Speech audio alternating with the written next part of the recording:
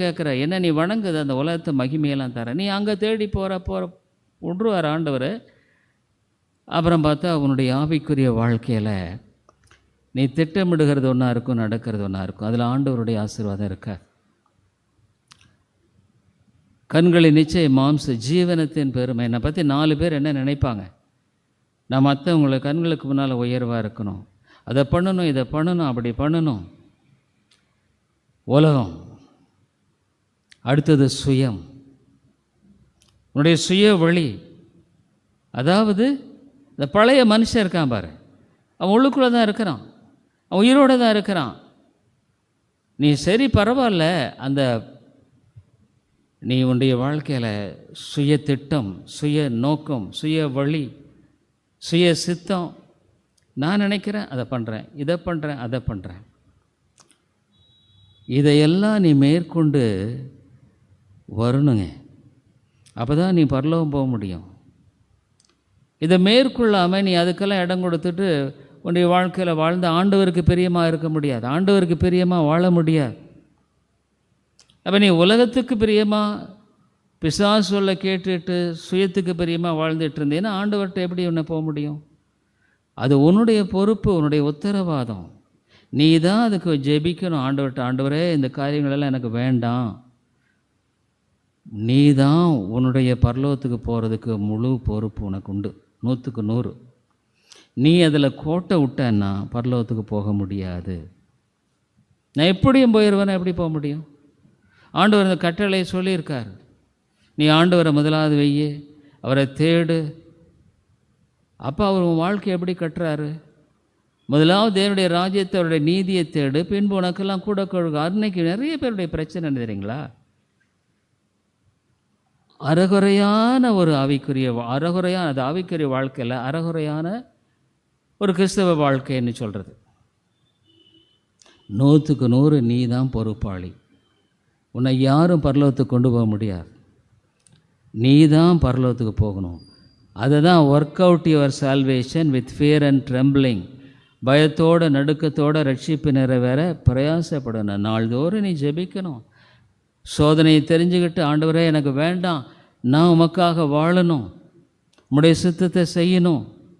இப்போ நம்ம ரேடியோலாம் இருக்குது, இப்போ எத்தனை பேர் டவுன்லோட் பண்ணியிருக்கிறீங்க? நேற்று கூட நான் 100 செய்திகளை அனுப்பிச்சி விட்ருக்கேன், பழைய நம்முடைய செய்திகள். அதில் அந்த ரேடியோவில் அது 24 hours என்ன போடுறதுனால பல செய்திகள், எவ்வளோ காரியங்கள். அதை நானே கூட கேட்பேன், எத்தனையோ வருஷத்துக்கு முன்னால் பிரசங்கம் பண்ணது. அதை கேட்கும் பொழுது எனக்கே அது ஆசீர்வாதமாக இருக்கிறது உண்டு. ஆகவே இந்த வேதம் 2ஐயுமே போதிக்குதுங்க. நீ முழு உத்தரவாதி. உன் பரலோகத்துக்கு போன நீ தான் காரணம். நீ தான். உன்னை யாரும் பரலோகத்துக்கு கூட்டிகிட்டு போக முடியாது, தூக்க முடியாது. ஒன்றுமே. நீ பரலோகத்துக்கு போனேன்னா நீ கர்த்தருக்கு பயந்து வாழ.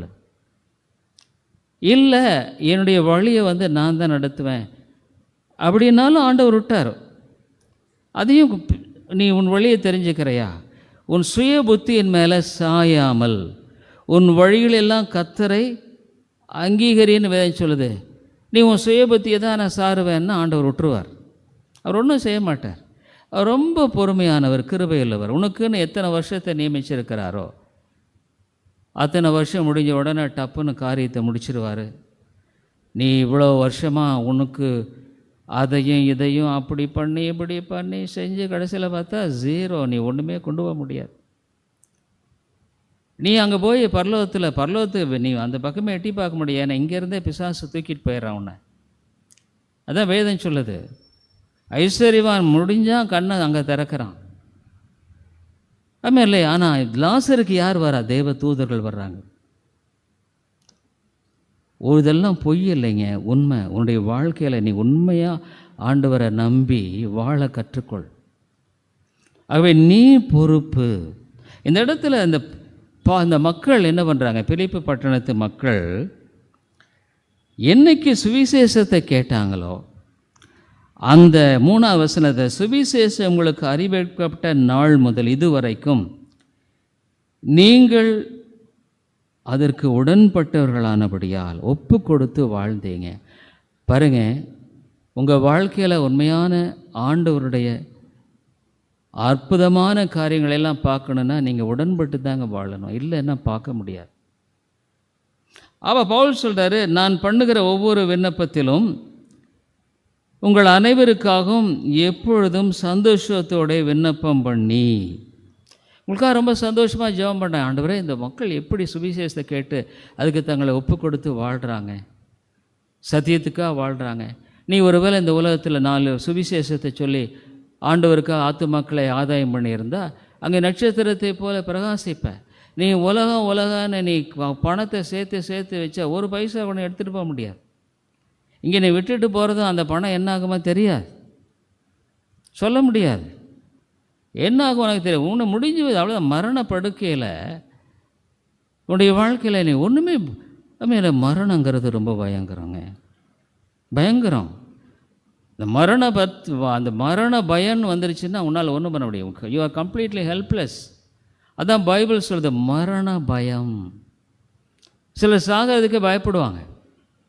ஆனால் ஆண்டவரோடு நீ இன்னைக்கு வாழணும். அது உன்னுடைய பொறுப்பு தாங்க. நீ ஆண்டவரை தேடு, நீ ஜெபம் பண்ணணும். பிசாசு ஜெபிக்க விட மாட்டான். பல விதமான இந்த நேரத்தை உனக்கு நான் அதை பண்ணணுமே இதை பண்ணணுமே, நீ ஜெபம் பண்ணணுன்னு நினச்சா கண்டிப்பாக உனக்கு நேரம் இருக்குது. நீ போகும்பொழுதும் வரும்பொழுதும் கூட ஜெபிக்கலாம். ஆண்டவர் தனியாக ஜெபிக்கலாம், போராடி ஜெபிக்கலாம். ஆண்டவரே நீ பேசும், உதவி செய்யணும். பாருங்கள், இந்த பிரச்சனை நான் இந்த காரியத்தை செய்ய போகிறேன், எனக்கு ஒத்தாசை நீங்கள் தாங்க. நீ செய்ய போகிறதுக்கு முன்னால் ஆண்டவரிடத்தில் ஜெபம் பண்ணிட்டு போவேன். அப்போ ஆண்டவர் உனக்கு அந்த காரியத்தை வாய்க்க பண்ணுவார், அதை அழகாக செஞ்சு முடிச்சிருவார். எத்தனையோ காரியம் நான் உங்களுக்கு சாட்சியாக சொல்ல முடியும். அவ்வளோ அழகாக ஆண்டவர் செஞ்சுருக்காரு. நான் எதிர்பார்க்கல இப்படி ஆண்டவர் செய்வார். அதுமாதிரிலே நீ ஆண்டவருடைய ஒத்தாசையை தேடி நீ செய்ய போகிற காரியத்தில் ஆண்டவர் அந்த ஞானத்தையும் விவேகத்தையும் கொடுத்து அதை செய்ய முடியும். அவர் உதவி செய்கிறார். பவுல் சிலர் இதை பாருங்கள், இப்படி செஞ்ச ஆண்டவர் இவங்களை தொடர்ந்து நல்ல அருமையான பிலிப்பு சபை ரொம்ப நல்ல சபை. மற்ற சபைகள் இந்த பிரச்சனை இங்கே நம்ம பார்க்கல. அவ்வளோ அருமையான திருச்சபையாக இதை கட்டினார் ஆண்டவர். நல்ல படிப்பாளிகள் உள்ள ஒரு சபை தான். பவுல் என்னவா ஜெபிக்கிறார். ஆகவே ஒன்று இந்த வேதம் சொல்லுகிறது, மனிதன் 100க்கு 100 உத்தரவாதி. நீ தான் பரலோகத்துக்கு போகிறதுக்குரிய வழியை தேடி முன்னோக்கி ஓடிட்டுருக்கணும். இந்த 3 இழுத்து தான் இருக்கும் உனக்கும் இல்லை எனக்கும் இல்லை. இந்த உலகத்தில் ஆண்டவருக்காக வாழ்கிற எல்லாத்துக்குமே போராட்டம் உண்டு. பிசாசு தாக்குவான், சுயம் தாக்கும். அடுத்தது உலகம். எனக்கு எத்தனை கிறிஸ்தவர்கள் உலகத்துக்காகவே வாழ்ந்து கடைசியில் மறிக்கும் பொழுது இல்லை, ஒன்றுமே இல்லை, பிரயோஜனம் இல்லை. நீ ஆண்டவருக்காக, ஆண்டவர் என்ன சொல்கிறார், பரலோகத்தில் பொக்கிஷ சேர்த்து வையப்பா, ஆண்டவருக்காக வாழ, ஆண்டவருக்காக உழ, ஆண்டவருக்காக செய்ய. நீ போய் ஆண்டவரிடத்தில் என்ன சொல்லுவ, ஆண்டவரே நான் உமக்காக வாழ்ந்தேன், இந்த காரியத்தெல்லாம் செஞ்சேன். நீ ஒரு தாளந்தை வாங்கி கொண்டு போய் புதைச்சி வச்சுட்ட. நீ பக்தியாக இருந்தா, நீ உண்மையாக பக்தியாக இருந்தால் நீ மற்றவங்களையும் ஆண்டவருக்கு நான் ஆதாயப்படுத்துவ. ஆத்ம பாரம் இருக்கும். ஒரு சபையை குறித்து அக்கறை இருக்கும். இது என்னுடைய சபை, இது என்னுடைய சபை இல்லை, ஆண்டோடைய சபை. ஆத்துமாக்கள் இடத்துல நான் பேசணும், மற்ற இடத்துல சத்தியத்தை பற்றி பேசணும். சபையில் வருகிற ஒரு சகோதரன் சகோதரின் இடத்துல புதுசாக வர்றவங்களா அல்லது பலவீனமான மற்றவரோட ஐக்கியப்படணும். 2 பேர் கூட சேர்ந்து ஜெபிக்கணும். ஒருவருக்கொருவர் உறவு. இந்த உலக மனுஷனோட நீ போய் உறவு கொண்டு என்ன பிரயோஜனம் சொல்லுங்கள். உலக மனுஷனை நீ தேடி போனால் உனக்கு இருக்கிற விசுவாசமும் போயிடும். ஏன்னா அவங்க உலகத்து மக்கள் தான், அவங்களுக்கு என்ன விசுவாசம் இருக்குது. சரியான ஒரு ஆவிக்குரிய ஐக்கியம் இல்லை, ஒரு ஆவிக்குரிய தேடுதல் இல்லை, ஒரு ஆவிக்குரிய ஐக்கியத்தினுடைய காரியத்துக்குரிய ஜாக்கிரதை இல்லைன்னா நீ பின்னால் தான் டிஸ்சார்ஜ் ஆகும், அதாவது சார்ஜ் ஆக மாட்டேன்.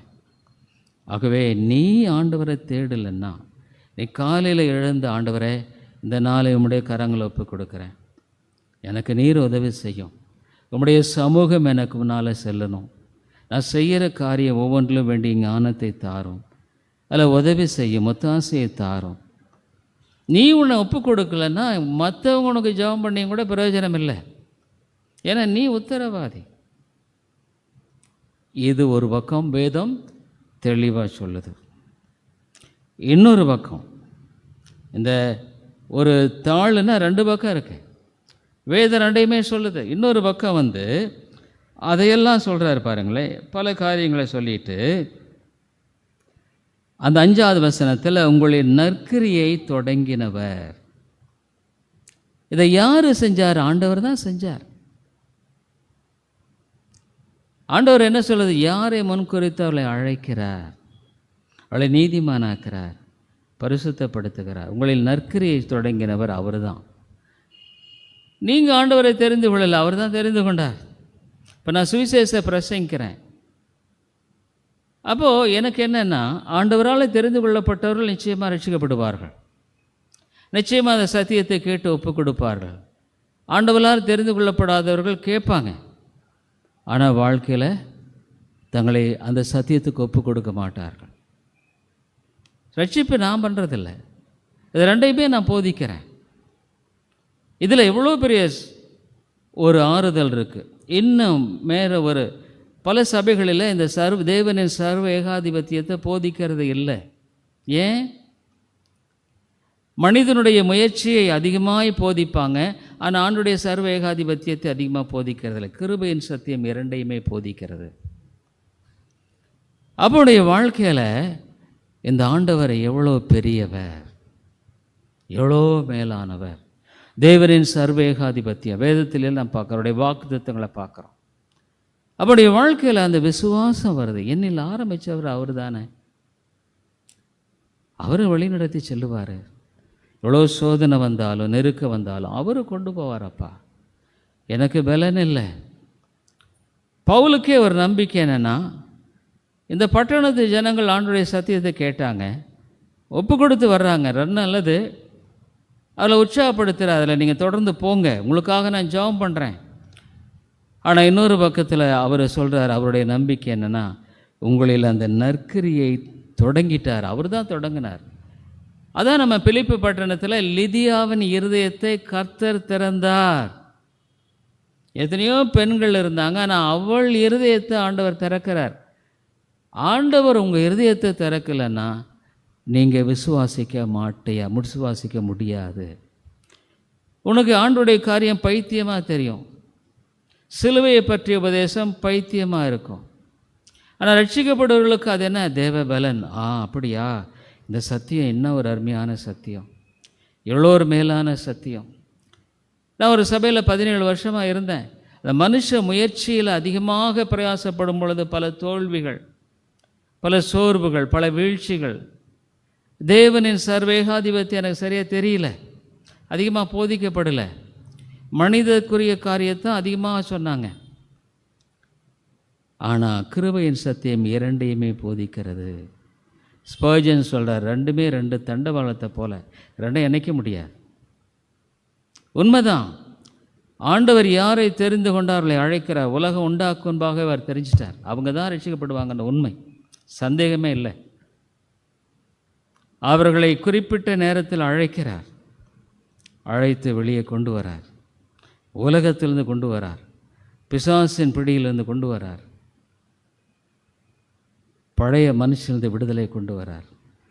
நீங்கள் ஒருவேளை ஒரு 50 வருஷத்துக்கு முன்னால் நான் மெடிக்கல் காலேஜ் ஃபஸ்ட் இயர் படிக்கும் பொழுது என்கிட்ட வந்து, அப்பா நீ ஒரு ஊழியக்காரனாவ, நீ கிறிஸ்தவ மதத்துக்கு மாறிடுவ, நீ அவருடைய பணி செய்வேன்னா நான் சிரிச்சிருப்பேன். பைத்தியகாரத்தனமாக இருக்கு. ஏன்னா நான் உலகத்தை நாடி ஓடிக்கொண்டிருந்த ஒரு வாலிபன், அங்கே எங்கேயும் ஜாலியாக சுற்றி கொண்டிருந்தேன், சென்னை அங்கங்கே சுற்றி இப்படி தான் வாழ்ந்து கொண்டிருந்தேன். அப்போ என் வாழ்க்கையில் ஒரு குறிப்பிட்ட காலத்தில் ஆண்டவர் என்னை வெளியே கொண்டு வரார். அப்போது ஆவியானவர் எனக்குள்ளே கிரியை செய்கிறார். அப்போ எனக்குள்ளாக இன்னொன்று, அந்த விருப்பத்தையும் செய்யும் கூட அவர் தான் செய்கிறாருன்னு பைபிள் சொல்லுது. எனக்கு அந்த விருப்பத்தை கொடுக்கிறவர் அவர் தான், அந்த செய்கையே எனக்குள்ளே உண்டாக்குனவர் அவர் தான். ஆனால் நான் தான் அதை செஞ்சேன், நான் தான் ஆலயத்துக்கு தேடி போனேன்.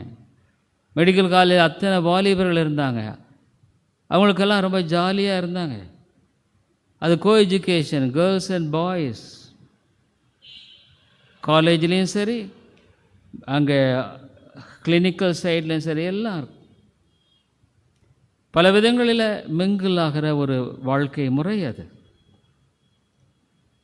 அப்படியெல்லாம் இருக்கும்போது என்னோடு கூட இருந்த எத்தனையோ வாலிபர்கள், அவர்கள் அநேக பெண்களோடு கூட பழக்கம் ஏற்பட்டு அவர்களோடு கூட மாலையில் போய் பேசுறது, இது பண்ணுறது, கேர்ள்ஸ் ஹாஸ்டல் போகிறது, அதெல்லாம் ஃப்ரீ, ரொம்ப ஃப்ரீ. அப்படி இருக்கிற பட்சத்தில் அந்த நேரத்தில் எனக்குள்ள ஆண்டவரை குறித்த ஒரு வாஞ்சை, ஆண்டவரை குறித்த ஒரு தாகம். அப்போ நான் என்ன பண்ணுறேன்? அப்போ ஆண்டவர் எனக்குள்ள அதை நான் உடனே ஒப்பு கொடுக்குறேன். எல்லா வாலிபர்கள் இருந்தாங்க. ஆனால் ஞாயிற்றுக்கிழமை நான் காலையில் எத்தனையோ கிறிஸ்தவ பசங்க இருந்தாங்க, சர்ச்சுக்கு போக மாட்டாங்க. ஆனால் நான் ஆலயத்துக்கு தேடி போவேன், ஆண்டவருடைய காரியத்தில் இருப்பேன், அவனுடைய சத்தியத்தில் உறுதியாக இருந்தேன். என்னை சுற்றி எத்தனையோ வாலிபர்கள் இருந்தாங்க, அவர்களை உற்சாகப்படுத்தினேன். அவங்களாம் இன்றைக்கி என்னை மறக்க முடியறது. ஏன்னா சொல்லப்போனால் அந்த ஆரம்ப நாட்களில் அவர்கள் ஆண்டவருக்குள்ளே வந்த நேரங்களில் சாதாரணமாக ஐடிஐ படிக்கிற தம்பிங்களாக இருப்பாங்க சிலர்லாம். அப்படியெல்லாம் இருந்த ஊழியங்கள் தான் அந்த நாட்களிலெல்லாம் நான் போவேன். உன்னுடைய பொறுப்பு இருக்குதுங்க, நீ அதை பொறுப்பை நீ தட்டி கழிச்சிட்டின்னா நீ ஆவிக்குரிய வாழ்க்கை வாழவே முடியாது. தேவன் யாரை தெரிந்து கொள்ள அழைக்கிறார், நீதிமானாக்கிறார், மகிமை. ஆனால் நீயே ரட்சிப்பு நிறைவேற பிரயாசப்படணும். நீ ஒவ்வொரு நாளும் பிரயாசப்படணும். அவனுடைய காரியங்களில் ஜாக்கிரதை இருக்கணும், விழிப்பு இருக்கணும், ஜெபிக்கணும், வேதத்தை வாசிக்கணும். பிசாசு இல்லைன்னா உனக்கு கவிழ்த்து போடுவான்.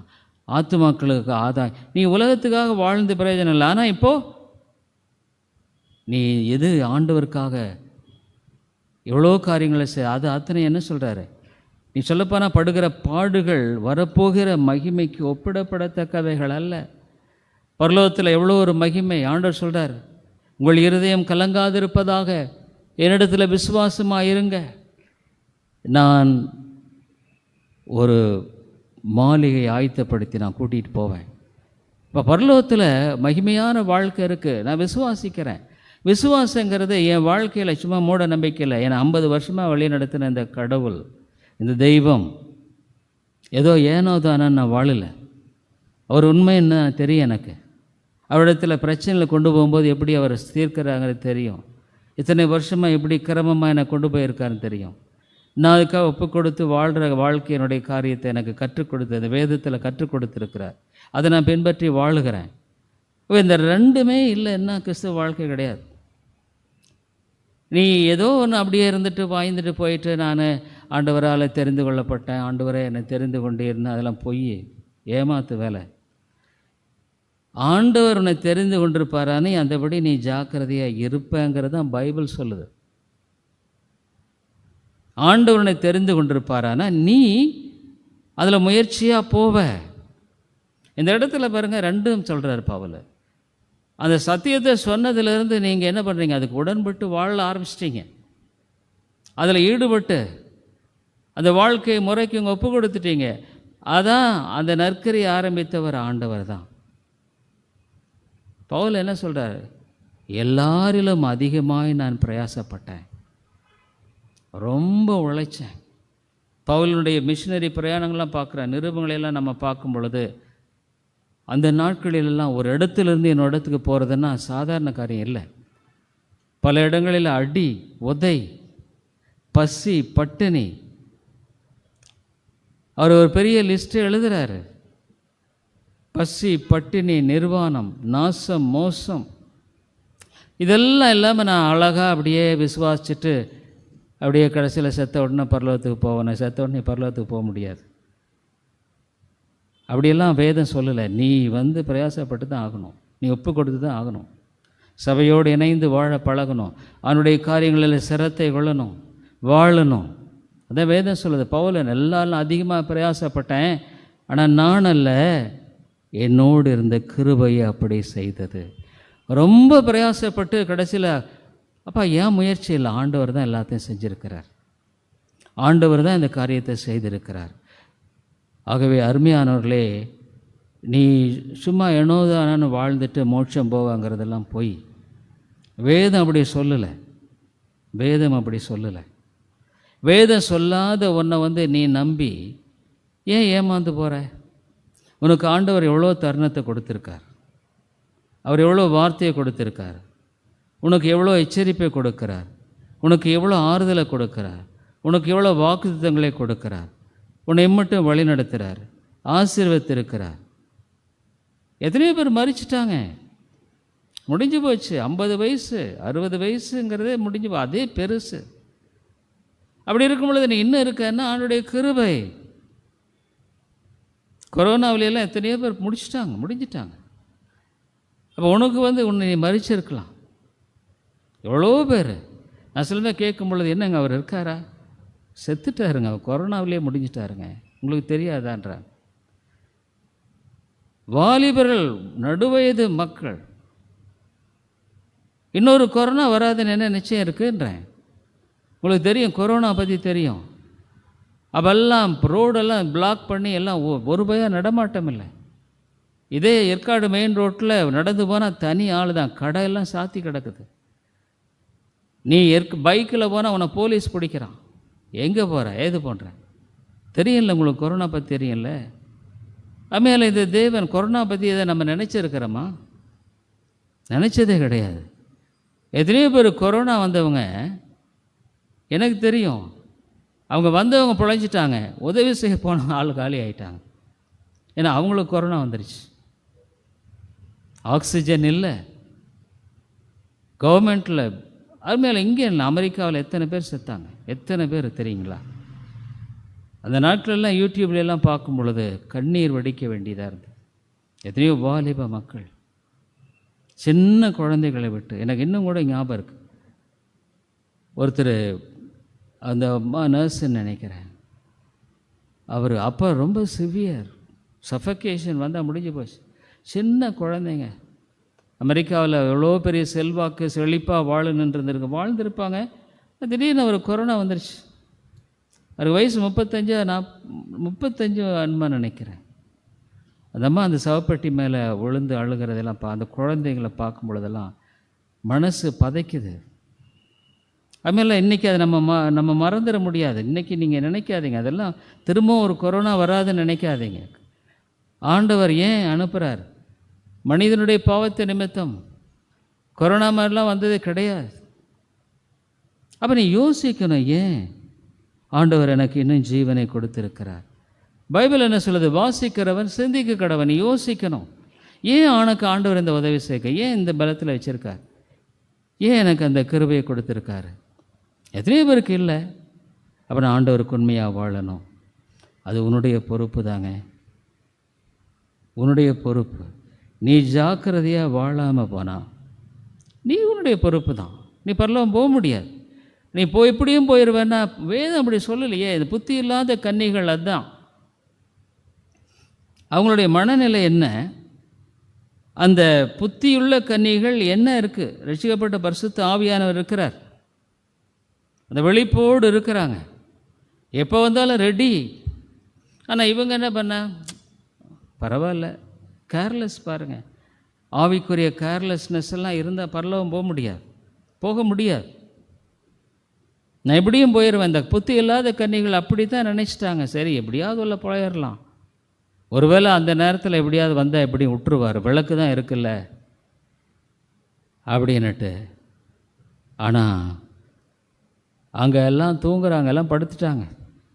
திடீர்னு ஒரு சத்தம் கேட்குது, மணவாளன் வந்துட்டாரு. ராத்திரி தீவெட்டி எல்லாம் எரிக்க ஆரம்பிக்கிறாங்க. எண்ணெய் இருக்கிறவங்க எண்ணெய் ஊற்றி கொளுத்தி தீவெட்டியை பிடிச்சிட்டாங்க. எண்ணெய் இல்லாதவங்க, ஐயோ எண்ணெய் இல்லை, அங்கே எண்ணெய் கொஞ்சம் இருக்கிறவங்க போய் கொஞ்சம் எண்ணெய் கொடுங்க, நாங்கள் ஜஸ்ட்டு இந்த உள்ளே நுழைஞ்சிட்டோம்னா போதும், அது வரைக்கும் தீவெட்டி எரிஞ்சால் கூட போதும். அவங்க சொன்னாங்க, எங்களுக்கு இருக்கிற எண்ணெய் ஏன் பக்தியை உனக்கு கொடுக்க முடியாது, உன் மனைவியினுடைய பக்தி உனக்கு. ஒருத்தர் சொன்னார், நான் எப்படி என் மனைவியினுடைய சீலையை பிடிச்சிட்டாவது பரலோகம் போயிடுவேன். நிச்சயமாக போக முடியாது. அதுமாதிரி உன் வாழ்க்கையில் நீ தான் உத்தரவாதி. இது வேதம் 100க்கு 100 மேன் இஸ் ரெஸ்பான்சிபிள். பைபிள் அதான் சொல்லுது, இந்த பைபிள் அத்தனை அதான் சொல்லுது. நீ ஆவிக்குரிய வாழ்க்கையில் ஜாக்கிரதை தேவை, அவனுடைய காரியங்களில் உழைப்பு தேவை. நீ நாளைக்கு பரலோகத்துக்கு போனோன்னா ஆத்தும ஆதாயம் பண்ணியிருந்தால் அங்கே நட்சத்திரங்களைப் போல வாழுவ. நீ உலகத்துக்காக வாழ்ந்து அப்படி பண்ணி இப்படி பண்ணி கடைசியில் திடீர்னு ஒரு நாள் சாகும் பொழுது பட்டுன்னு முடிஞ்சு போச்சு. நம்மளாம் எப்படி சாக போகிறோமோ தெரியல. இன்றைக்கி நான் பேசிகிட்டு இருக்கிறேன், நான் எப்படி மறிப்பேன் எனக்கு தெரியாது, ஆனால் நான் ரெடியாக இருக்கேன். ரெடி, எப்போனாலும் சரி. நான் இந்த சொல்கிறேன் ஒரு பேச்சுக்கு, அது நான் எல்லாத்துக்குமே நான் ஏற்கனவே சொல்லியிருக்கேன். நான் சுகர் பேஷண்ட், 30 வருஷமாக சுகர் பேஷண்ட். இந்த ஹார்ட் அட்டாக் வராதபடிக்கு பிளட்டு தின் பண்ணுற ஆஸ்பிரின், அப்புறம் அந்த கொழுப்பு கரைக்கிறது, இதெல்லாம் நானே எல்லாத்துக்கும் எழுதுகிறேன். நான் இப்போ ப்ராக்டிஸ் அதை பண்ணுறதில்ல. ஏன்னா சுகர் பேஷண்ட்ஸுக்கு இது ரொம்ப ஆபத்து, டக்குன்னு ஹார்ட் அட்டாக் ஆகும். ஆனால் நான் அதை சாப்பிட்றது இல்லை. எனக்கு என்னமோ அதில் உடன்பாடில் வாங்கி வச்சுருக்கிறேன், சாப்பிட்றது இல்லை. எனக்கு அந்த பயமும் கிடையாது. ஐயோ சாப்பிடலன்னா திடீர்னு ஒரு நாள் ஏதாவது ஹார்ட் அட்டாக் வந்தால் என்ன ஆகிறது. சில சமயம் நடுவில் ராத்திரியில் உட்காந்துருந்துச்சும் போது வேர்க்கும். ஃபேன் வேறு சரியாக இல்லைனால 2 நாளைக்கு முன்னால் கூட பார்த்தா எல்லாம் வேர்த்தது. சின்னடா டைம் வந்துருச்சோ.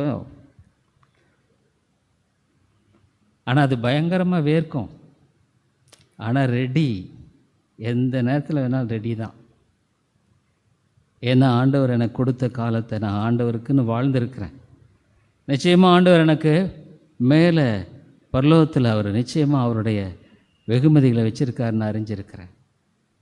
நான் ஒரு நாள் ஐயோ நான் அப்படி பண்ணியிருந்தா பரவாயில்ல, இப்படி பண்ணியிருந்தா பரவாயில்ல அப்படின்னா நினைக்கிறதில்ல. ஏன்னா ஆண்டவருக்காக ஆண்டவர் அழைச்சார், வழிநடத்தினார். இன்னைக்கு வரைக்கும் என்னுடைய ஒவ்வொரு காரியத்திலும் சரி, என்னுடைய குடும்பத்திலும் சரி, கர்த்தர் ஒரு நாள் ஒரு நன்மையும் குறைபடுறதில்லை. அப்போது நீ அந்த உத்தரவாதத்தை நீ மறுதளிக்கவே முடியாது. நீ தான் பொறுப்பு. அப்போ சபையோடு இணைந்து வாழ பற்றுக்கொள்ளணும். அவருடைய பிரசன் ஆண்டவர் என்ன சொல்கிறார்? அவர் தான் சபையினுடைய தலைவர். அந்த சபைக்கு நானா தலைவர் இல்லைங்க, அவர் தான் தலைவர். அவரை கனப்படுத்துகிறோம், அவரை மேன்மைப்படுத்துகிறோம். அதுக்குரிய கிருபை இல்லைன்னா ஆண்டவர் உன்னுடைய வாழ்க்கையில் உண்மையான விதத்தில் செயல்படுகிறத பார்க்க முடியும். உன்னை விட்டுருவார். செய். பைபிளில் பாருங்கள், 17வது சங்கீதத்தில் ஆண்டவர் இந்த பொதுவான கிருபை இவங்களுக்கெல்லாம் நீங்கள் பார்த்தீங்கன்னா ஒரு டெம்பரரி பிளெஸ்ஸிங் ஆண்டவர் வச்சுருக்கிறார். டெம்பரரி பிளெஸ்ஸிங் தான் நம்ம முடிக்கிறதுக்கு முன்னால் அதை பார்க்கணும். Temporary blessing. ஆனால் இது அவங்கள பிரிச்சுட்டாரு. சரி, நீங்கள் இருக்கிற வரைக்குமாவது நீ நல்லா சந்தோஷமாக அனுபவிப்பா. உனக்கு நீ பார்ப்ப, ஐயோ அந்த ஆளுப்பா நம்ம ஆஃபீஸில் தான் இருக்கிறார், அவருக்கு என்னடா இவ்வளோ பணம், இவ்வளவு சொத்து இருக்குது அப்படின்ட்டு. அந்த 17வது சங்கீதத்தில் இங்கே பாருங்கள், ஆண்டவர் 14வது வசனத்தில் மனுஷருடைய கைக்கும் இம்மையில் தங்கள் பங்கை பெற்றிருக்கிற உலக மக்களின் கைக்கும். ஆமாங்க, இன்றைக்கி நிறைய பேர் கோடியெல்லாம் ஒரு பொருட்டே இல்லை. கோடியெல்லாம் ஒரு பொருட்டே கிடையாது. சாதாரணமாக அன்றைக்கி பாருங்கள், ஒரு அமெரிக்க லேடி ஜெய்ப்பூரில், ராஜஸ்தான் ஜெய்ப்பூரில் 3.5 கோடிக்கு பக்கமாக நகையை வாங்கியிருக்குது. 3.5 கோடிக்கு. அவ்வளோ பணம், டாலர் ஏகப்பட்ட பணம் அங்கே. அப்புறம் அங்கே போய் பார்த்தா தெரியுது, அது 300 ரூபாய்க்கு கூட அந்த நகை போகாது. 3.5 கோடி நம்பி வாங்கிட்டு போயிடுச்சு. இப்போ கம்ப்ளைண்ட் பண்ணி கடைசியில் இப்போது அது எந்தளவுக்கு கிடைக்குமோ சொல்ல முடியல. பணம் இன்றைக்கி நிறைய பேர் இருக்குது. அதனால் இன்றைக்கி நிறைய பேர் ஆஹா நமக்கு பாருங்கள், ஆண்டவரை நம்பாதவங்களாம் பெரிய பெரிய பதவியில் இருக்கிறாங்க, மந்திரியாக இருக்காங்க, பணமான பணம் கொட்டுது. ஒரு மெடிக்கல், அந்த நாள் ரொம்ப வருஷத்துக்கு முன்னால் அவர் medical director, Indian medical association council, Indian medical council. ஒரு மெடிக்கல் காலேஜ் ரெகனைசேஷன் வாங்கணுன்னா ஒரு 1.5 கோடி கொடுத்துருப்பா, ரெகனைசேஷன் கொடுத்துட்றோம். அடுத்த மெடிக்கல் காலேஜ் போனால் ஒரு 2.5 கோடி கூட உனக்கு ரெகனைசேஷன். அவர் ரூம் ஃபுல்லாக வாங்கி கொண்டு போய் அடுக்கி விட்டார்.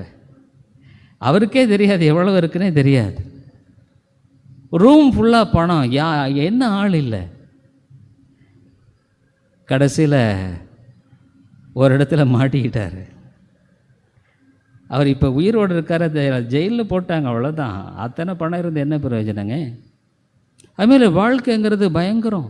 உங்களுக்கு தெரியும், ஒரு பையன் தயவுசெய்து லைசன்ஸ் இல்லாமல் உங்கள் பிள்ளைகளெல்லாம் வண்டி ஓட்ட விட்றாதீங்க. உங்களுக்கு தெரியும், சமீபத்தில் பூனேவில் ஒரு பையன் +2 பாஸ் பண்ணான். அவன் ரொம்ப சந்தோஷமாக ஒரு 2 கோடி கார், அது அவங்க பெற்றோர்கள் வாங்கி கொடுத்துருக்காங்க, அதுதான் தப்பா. 2 கோடி போட்டு பெரிய கன்ஸ்ட்ரக்ஷன்ஸ்லாம் பண்ணுறப்பா பூனேவில் பண்ணுறான்.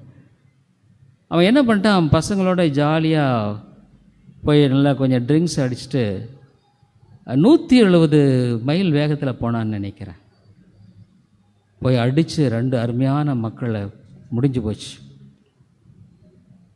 அந்த இடத்துல ஸ்பாட்டில் அவுட். இந்த பையனை பிடிச்சி அங்கே இருக்கிறவங்கெல்லாம் பெரிய பணக்காரன், அவனுக்கு 2 கோடி கார் வாங்கி கொடுத்து பாருங்களேன். அவனை போட்டு அடின்னு அடித்து கடைசியில் என்ன போச்சு, பணம் தான் இருந்ததில்ல, அங்கங்கே பணத்தை கொடுத்து 18 மணி நேரத்தில் அவனுக்கு ஜாமீன் கொடுத்துட்டாங்க. எப்படி இது பயங்கர ஆக்சிடெண்ட்டு, இப்படி ஒன்று நடந்துருச்சு. இவன் மைனரு, லைசன்ஸே இல்லாதவன், குடிச்சிட்டு வேற ஓட்டி இருக்கிறான். உடனே அங்கே ஜனங்கள் கேள்வி எழுப்பினோட தப்ப முடியல. உடனே அவனை மறுபடியும் பிடிச்சி என்ன பண்ணாங்க, உள்ளே போட்டாங்க. அவனை போட்டால் பரவாயில்ல, அவங்க அப்பா, அவங்க தாத்தா, அவங்க அம்மாவையும் போட்டாங்கன்னு நினைக்கிறேன். ஏன்னா நீங்கள் ரெக்லெஸ்ஸாக நடந்துட்டீங்க. அவங்களுக்கு எத்தனை வருஷம் சிறைச்சு? ஐயோ, கோடி கோடி கோடி பணம் உள்ள அந்த குடும்பம் இன்றைக்கி சிறையில். குடும்பமே நினச்சிருப்பாங்களா ஒரு நேரம்? அதுமாதிரிலே வாழ்க்கைங்கிறது உண்மையாலுமே விளையாடக்கூடிய காரியம் இல்லை. நீ நினைக்கிற மாதிரி வாழ முடியாது. ஆண்டவருடைய உதவி தேவை, ஒத்தாசை. உனக்கு ஒரு தெய்வ பயம் இருக்கணும். ஆண்டவர் இல்லைன்னா நான் ஒன்றும் பண்ண முடியாது, நான் அதை வச்சுக்கிட்டு இதை வச்சுட்டு பண்ணலன்னுலாம் பயம் தயவுசெய்து நினைக்காதீங்க. ஆண்டவர் அதிலேயே நம்மளை வீழ்த்திடுவார். தெய்வ பயம் இருக்கணும். ஆண்டவரே நான் என்ன செய்யணும், எது செய்யணும், எப்படி செய்யணும். ஆண்டவருக்கு பயப்படுகிற பயம் இவர் தேவன். ஆகவே அந்த நற்கிரியை ஆண்டவர் தான் உங்களுக்குள்ளே தொடங்கினாருங்கிறதையும் பவுல் சொல்கிறார். ஆனால் சுவிசேஷத்தை ஏற்றுக்கொண்ட நாள் முதல் நீங்கள் அதுக்கு ஒப்பு கொடுத்தீங்க. இந்த 2மே சேர்றது தான். 2மே எதிராளிகள் அல்ல. ஒன்றையும் நீ இணைக்க வேண்டியதில்லை. ஸ்பர்ஜன் கூட தான் சொல்லுவார். ஸ்பர்ஜன் சர்மன்ஸ் ரொம்ப அழகாக இந்த 2யுமே பேலன்ஸ் பண்ணி எழுதுகிறார். தான் இன்றைக்கி வரைக்கும் ஸ்பர்ஜனுடைய செய்திகள் உலகமெங்கும் ஆசீர்வாதமாக இருக்குது. ஆகவே நீ தான் பொறுப்பு. காலையில் எழுந்து ஆண்டவர்கிட்ட ஜெபம் பண்ணு. ஆண்டவரே இந்த நாளில் என்ன ஆகுமோ தெரியாது. போகிற வழியில் நமக்கு எவ்வளோ ஆபத்து இருக்குது தெரியுங்களா? நம்ம போனால் கூட வந்து இடிச்சிட்றாங்க. ஆபத்து இருக்குது. உங்களுக்கு தெரியும், எனக்கு நான் என் மனைவி ஆக்சிடெண்ட்டு அங்கே விநாயகா மிஷனில் அந்த ஃபியட் பேலியோ வண்டி ஒன்று வச்சுருந்தோம், பழைய வண்டி, பயங்கர ஹார்ட் வண்டி.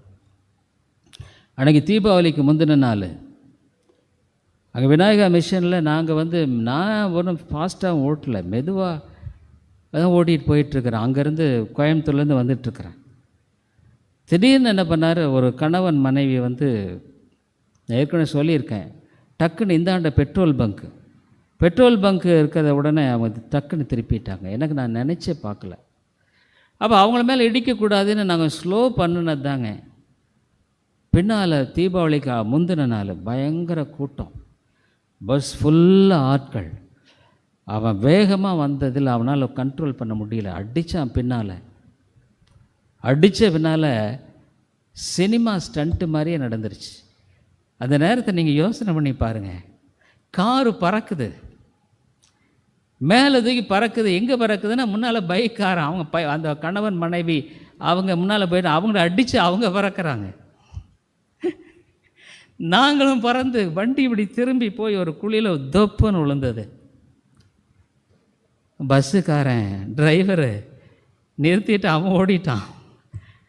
எல்லாம் கூத்து ஓடிட்டாங்க. ஆனால் ஆண்டவர் கிருபையினால் எங்களுக்கு பாதுகாப்பு. அன்றைக்கி ஆக்சுவலாக ஜோயல் எங்களோட வரணும், ஏன்னா நாங்கள் கேரளா போயிட்டு வர்றோம். ஜோயல் அந்த நேரத்தில் பார்த்துட்டு கடைசியில் என்ன சொல்லிட்டான், சரி நீங்கள் போங்க, நான் ட்ரெயினில் வரேன்ட்டான். அந்த ட்ரெயின் பயங்கர கூட்டம். இல்லைன்னா ஜோயில் முன்னால் உட்காந்துருப்பான், என்னுடைய மனைவி பின்னால் உட்காந்துருப்பாங்க. அடித்து அடி எவ்வளோ காரே போயிடுச்சு. அதுக்கு எவ்வளோ காயலாங்கடைக்கு 12,000 ரூபாய்க்கு காயலாங்கடைக்கு விற்றங்க. கார் ஒன்றும் பண்ண முடியல. அதுமாதிரி இல்லை, அந்த ஆண்டவருடைய பாதுகாப்பு தேவை. நீ போகும் பொழுது ஆண்டவரே நீர் பாதுகாத்து கொள்ளும், நீர் வழி நடத்தும், உன்னுடைய உத்தரவாதம். பரலோகத்துக்கு போகிறது உன் கையில் தான் இருக்குது. அதை நீ தான் தீர்மானம் பண்ணணும். நீ ஆண்டவருக்காக வாழணும் ஒப்பு கொடுத்தா தான் பரலோகம் போக முடியும். எப்படியாவது போயிடறான்லாம் போக முடியாது. சிலுவையில் உனக்காக இயேசு மரித்தார்ல, அதை நோக்கிப்பார். இயேசுவே எனக்காக நீர் மரித்தீர், என்னுடைய பாவத்தை கழுவும், பாவியாக என்ன கிருபையாயிரும். அது உன்னுடைய பொறுப்பு. ஆனால் ஆண்டவருடைய பொறுப்பு அவர் செய்கிறார். யாரை தெரிந்து கொண்டு அவர்களை அழகாக கொண்டு போகிறார். ஆனால் வாழ்க்கையில் நீ உத்தரவாதி. நீ ஆண்டவருக்காக வாழணும். இந்த உலகத்துக்காக வாழ்ந்து நீ ஏன் வாழ்க்கையை வீண் பண்ணுற? நீ எல்லாம் வாழ்ந்து கடைசியில் ஒன்றுமே இல்லாமல் ஒரு பைசா கொண்டு போக முடியாது. ஒன்றுமே பிரயோஜனமே இல்லை. உன் நேரத்தை எல்லாம் நீ வீணடிச்சிட்ட. ஆண்டவர் உனக்கு எவ்வளோ காலங்களை கொடுத்தார். ஆண்டவருக்காக என்ன நீ செஞ்சுருக்க, என்ன செய்திருக்க, இது வரைக்கும் யோசனை பண்ணிப்பார். ஆண்டவருக்காக அவரோட காரியத்தை என்ன செய்திருக்கிற. அதனால தான் ஊழியங்களில் காரியங்களில் நீ ஆண்டவருக்காக வாழ கற்றுக்கொள். செபிப்போம். அன்புள்ள ஆண்டவரே, வேதத்தை ரெண்டுமே போதிக்கிறது. வேதத்தில் மனிதனுடைய உத்தரவாதம் என்பது முழுக்க முழுக்க உண்மை. நாங்கள் தான் பரலோகத்துக்கு போக முடியாத வாழ்க்கையில் நாங்கள் உத்தமமாக முயற்சிக்க வேண்டியது. இல்லை இப்படியும் நாங்கள் பரலோகம் போயிடுவோம்னு சொன்னால் அது பிசாசு ஏமாத்துறான். நான் இங்கே பரலோகத்துக்கு போகிற ஜாக்கிரதையாக வாழாமல் நான் எப்படி பரலோகம் போக முடியும் ஆண்டவரே? இந்த பிலிப்பி பட்டணத்து மக்கள் ரெண்டுலேயும் நாங்கள் பார்க்குறோம். ஆண்டவரே, ஒருவரும் தங்களை வஞ்சித்துக்க வேண்டாம். நான் எப்படியும் போயிடுவேன்னு ஒரு ஏமாத்து வேலையை அவங்க ஆண்டவரை நம்பி கடைசியில் ஆண்டவர் சொல்லுவார், உன்னை தெரியாதுப்பா, எனக்கு உன்னை அறியேன். ஆண்டவரே, நான் அந்த சர்ச்சு ரிஃபார்ம் பேப்டிஸ்ட் சர்ச்சு அப்பப்போ போயிட்டு இருந்தேன், எனக்கு தெரியாதா? வீதியில் மூட இருந்தேன், எனக்கு தெரியாது.